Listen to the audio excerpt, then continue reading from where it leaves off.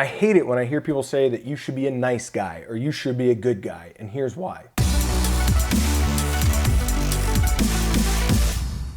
You know, there's this common narrative in our society that you should be a good guy or you should be a nice guy. And I think that's some of the worst advice that you can give to men. And I understand that it's probably going to ruffle a few feathers, so hear me out for just a moment. Now, first things first, I want to be clear that I'm not saying that you should be an asshole. That is obviously going to be counterproductive as well. All I'm saying, though, is that this narrative stems from a common fantasy that is held in our society that the aim in life is to be one side without the other. In other words, there's this fantasy that you should be always kind, never cruel, always peaceful, never wrathful, always positive, never negative. And it's just absolute nonsense. In 5,000 years of written human history, you can't find a single person who's ever been able to be one side without the other. Furthermore, if you zoom out and look at our observable universe, you'll see that everything that exists in the universe is built on duality. There are 4,600 human characteristics and traits in the Oxford Dictionary, and every single human being has all of them. We are all kind and cruel, peaceful and wrathful, positive and negative, so on and so forth. And how can you possibly love yourself if you're trying to disown one half of yourself? That's ridiculous.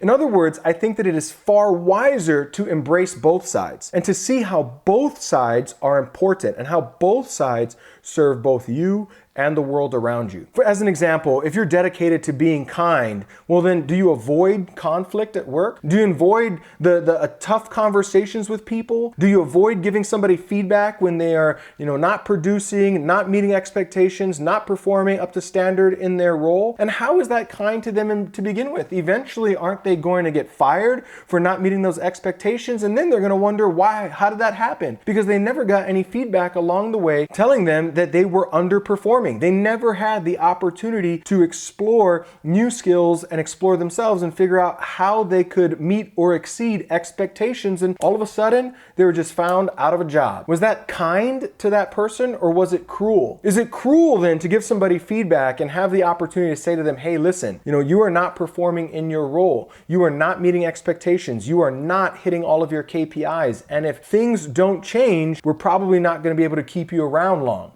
Doesn't that at least give them the opportunity to improve? And if we fire them, is that cruel? If we fire them from a role that they are clearly not fulfilled in, is it cruel to give them an opportunity to find some other line of work that they might one day find fulfilling? Is that really so cruel? And have you ever noticed that the people who are dedicated to being kind are typically the ones that are the most passive aggressive? They act out their resentments and frustrations because they're not willing to confront them directly. And what in the world is kind about that? So again, I say that I think that it is the worst advice to give to a man and say that your job should be to be kind and be a good guy. I think it's much wiser as a man to accept that both sides are important, both sides are necessary, and to love the whole of yourself rather than to reject one half of yourself. And the truth of who you are is far greater than any fantasy that society can project upon you or that you can project upon yourself. Maybe some agree, maybe some disagree. But listen, if you're still watching this video, I hope that you got value out of it, my friend.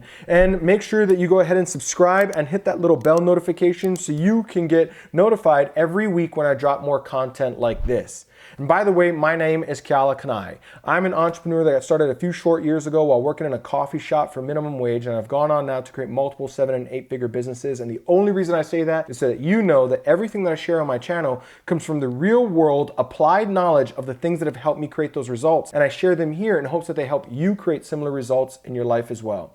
So subscribe, hit that little bell notification so you get notified every week when I drop more content like this. Make sure you watch this next video in the lineup where we're going to go even deeper on this topic, and I will see you there. Take care.